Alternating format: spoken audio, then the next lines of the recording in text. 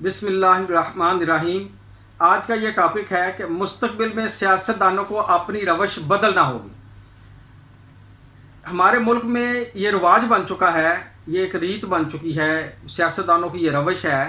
कि जो भी सियासतदान या जो भी जनरल साहब या जो भी फील्ड मार्शल साहब हुकूमत करके जाते हैं तो फिर उसके बाद उनके ऊपर लान तान शुरू हो जाती है, उनके ऊपर इल्ज़ामात की बुछाड़ कर देते हैं, उनको बुरा भला कहते हैं और उनके ऊपर करप्शन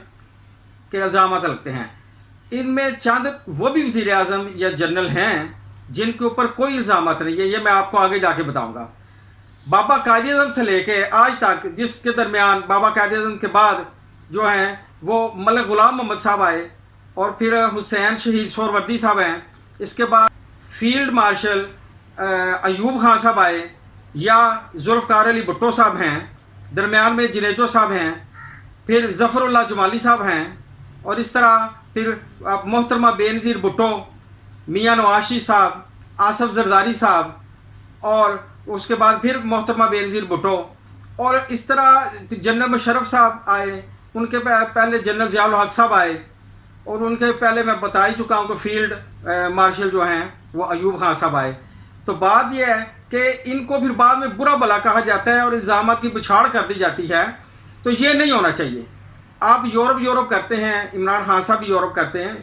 यूरोप की मिसालें देते हैं, तो आप देखें वहाँ के आने वाला वज़ीर आज़म या प्रेसिडेंट, हर आने वाला और जाने वाला एक दूसरे की तारीफ़ करते हैं और वो हारने वाला एक्सेप्ट करता है कि जी मैं हारा हूँ, आई एडमिट। लेकिन यहाँ हालात और ही हैं, तो इस तरह लोगों के दिल भी दुखते हैं और आने वाला पाकिस्तान से फिर क्या नेक नामी लेके जा रहा है। उसने इतने साल गवर्नमेंट की, एटमी बम धमाके किए, मिसाइल बनाए, पाकिस्तान की यूनिवर्सिटियां बनाई, नहरी निज़ाम बनाया, कादियानियों को काफिर करार दिया। तो मेरा मतलब है कि उसकी किसी ना किसी कावश को तो आप सल्यूट करें, उसकी इज्जत तो करें ना, उसकी नेक नामी करें। अब इसमें चंद अच्छे जो वज़ीर आज़म रहे हैं जैसे जुनेजो साहब हैं और सबसे पहले जो हैं वो हुसैन शहीद सोहरवर्दी साहब, ज़फ़रुल्लाह जमाली साहब, इनके ऊपर इस तरह 40 दिन के लिए वज़ीर आज़म जो रहे हैं चौधरी शहजाद साहब, इनके ऊपर कोई इल्ज़ाम नहीं लगाता। मायून कुरैशी साहब आए थे बाहर से, शौकत अजीज़ साहब आए थे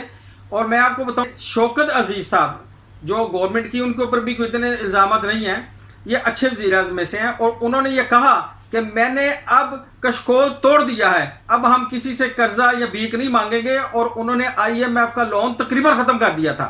और जो शरह सूद है वीसा मार्कअप उन्होंने 4% पे वो ले आए थे। तो ये उनका बहुत बड़ा कारनामा है।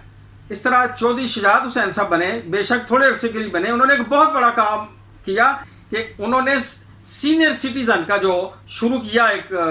काम, तो उसको पाया तकमील तक पहुँचाया और अब सीनियर सिटीज़न की बहुत रिस्पेक्ट है, बसों में है, बैंकों में है, ऑफिस में है। तो दुनिया में वो जहाँ भी कहीं जाते हैं तो सीनियर सिटीज़न जो है वो उनको सीनियर सिटीज़नशिप ऑनर की जाती है, पाकिस्तान में भी ये उनका बहुत बड़ा कारनामा है। इस तरह जो डिप्टी वज़ीर आज़म रहे हैं परवेज़ इलाही साहब, उन्होंने 1122 का जो कारनामा किया ये भी एक बहुत बड़ा कारनामा है और ये उनके नेक माल में शामिल है। और इस तरह मोहतरम जनाब मियाँ मोहम्मद नवाज़ साहब ने भी पाकिस्तान के लिए बहुत काम किया है, एटॉमिक बम के जो हैं वो धमाके किए हैं, मोटरवेज बनाई हैं और इंडस्ट्री को भी काफ़ी फ़ायदा पहुँचाया है। इस तरह मोहतरमा बेनज़ीर भुट्टो मिसाइल सिस्टम लेके आई और ज़ुल्फ़िकार अली भुट्टो साहब जो हैं उन्होंने एटम बम बनाया। एटम बम के लिए उन्होंने बड़ी कोशिश की। डॉक्टर कदीर खान साहब गो वो किसी सरकारी ओहदे पे नहीं रहे,